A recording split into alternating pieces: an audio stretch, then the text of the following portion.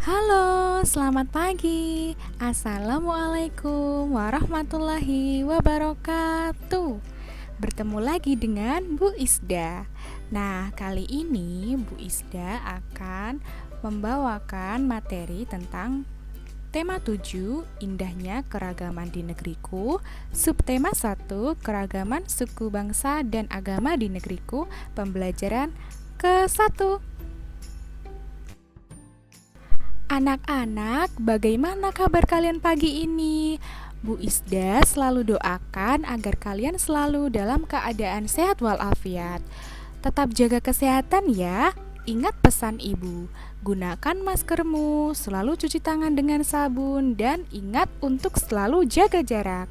Jangan lupa untuk senantiasa bersyukur kepada Allah atas rahmat yang diberikan kepada kita semua. Nah, sebelum kita mulai, marilah kita awali pembelajaran pada pagi hari ini dengan berdoa sesuai dengan kepercayaan masing-masing. Berdoa dipersilahkan. Anak-anak, apa ya yang akan kita lakukan hari ini? Nah, tujuan pembelajaran kali ini yang pertama adalah Ibu harapkan anak-anak dapat menuliskan kosakata sulit dan pokok pikiran dalam bacaan teks non-fiksi, yaitu teks eksposisi. Kemudian yang kedua, melakukan percobaan sederhana mengenai materi macam-macam gaya. Nah, mari kita membaca. Bacalah dalam hati teks suku bangsa di Indonesia berikut ini. Anak-anak silahkan jeda atau pause video ini untuk membaca teks suku bangsa di Indonesia. Atau kalian juga bisa membuka halaman ke-1 untuk membaca teks suku bangsa di Indonesia. Selanjutnya, anak-anak silakan perhatikan gambar berikut ini. Gambar yang pertama adalah gambar suku Dani dari Papua. Gambar yang kedua adalah gambar suku Tengger. Dan gambar yang ketiga adalah gambar suku Nias. Banyak sekali ya suku yang ada di Indonesia, dan ini hanya beberapa saja. Nah, anak-anak, setelah membaca dalam hati teks suku bangsa di Indonesia, Bu Isda punya 2 pertanyaan. Yang pertama, adakah kata sulit yang kalian temukan pada bacaan tersebut? Jika ada, tuliskan lalu carilah artinya. Yang kedua, ada berapa paragraf pada teks suku bangsa di Indonesia? Tuliskan pokok pikiran dari setiap paragraf. Tuliskan jawabanmu di lembar kerja peserta didik yang pertama dengan link yang akan dikirimkan melalui WhatsApp. Selanjutnya, silahkan perhatikan gambar berikut ini. Gambar yang pertama adalah gambar bendi. Gambar yang kedua adalah gambar pedati sapi. Gambar yang ketiga adalah gambar pedati kerbau. Apakah di daerahmu masih dijumpai alat transportasi seperti pada gambar di atas? Coba anak-anak perhatikan lagi gambar tersebut. Dapatkah kamu melihat persamaan dari ketiga alat transportasi tradisional tersebut? Ya, betul sekali. Ada banyak persamaan ya, dan salah satunya adalah ketiga alat transportasi tersebut menggunakan binatang yang sama-sama menarik beban berupa bendi atau pedati. Nah, anak-anakku, selanjutnya kita akan melakukan percobaan sederhana.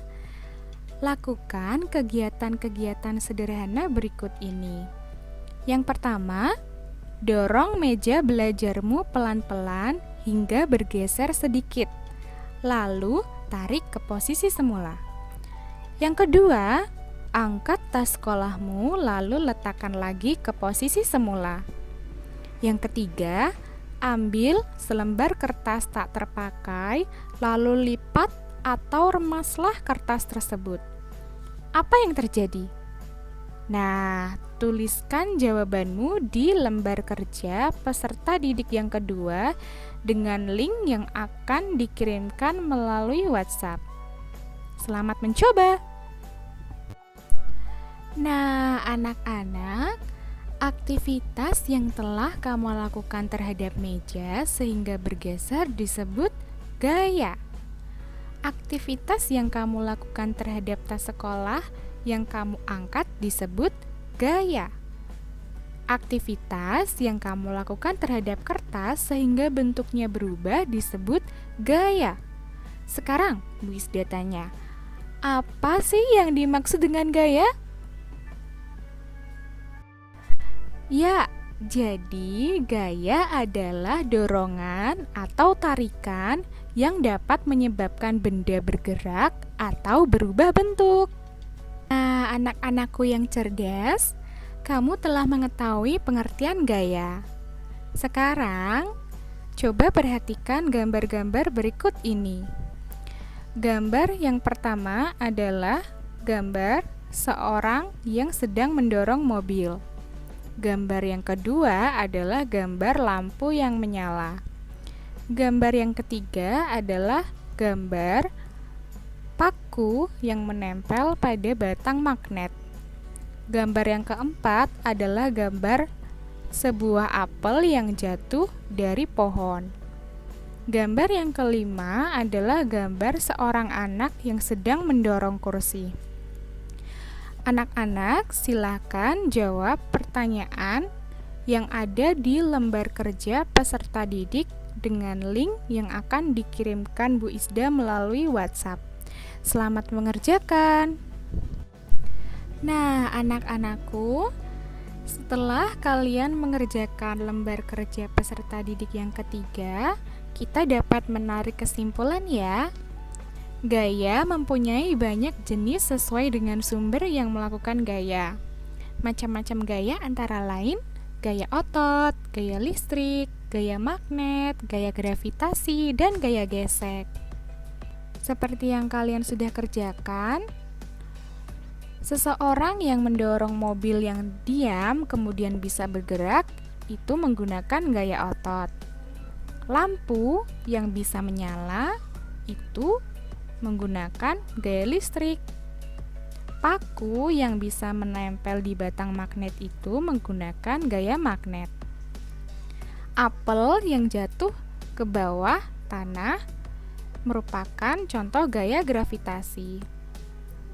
Dan seorang anak yang mendorong kursinya itu, roda-rodanya itu adalah contoh gaya gesek. Nah, anak-anak, selanjutnya silahkan perhatikan contoh kegiatan menggunakan gaya otot berikut ini. Gambar yang pertama adalah gambar dua kelompok anak yang sedang melakukan olahraga tarik tambang. Gambar yang kedua adalah seseorang yang sedang membuat gerabah. Gambar yang ketiga adalah seorang ibu yang sedang menggendong anaknya. Dan gambar yang keempat adalah gambar pedati sapi. Nah, kira-kira apa ya yang dimaksud dengan gaya otot?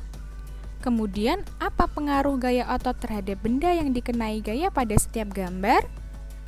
Nah, anak-anakku, kita akan mempelajari tentang gaya otot di pertemuan selanjutnya. Alhamdulillah, pembelajaran hari ini sudah selesai. Terima kasih ya sudah menyaksikan video pembelajaran ini. Semoga bermanfaat untuk kalian semua. Bu Isda selalu ingatkan untuk selalu jaga kesehatan, hati-hati, dan selalu bersyukur. Ingat untuk mengerjakan soal-soal dan tugas yang sudah Bu Isda berikan. Semangat! Wassalamualaikum warahmatullahi wabarakatuh.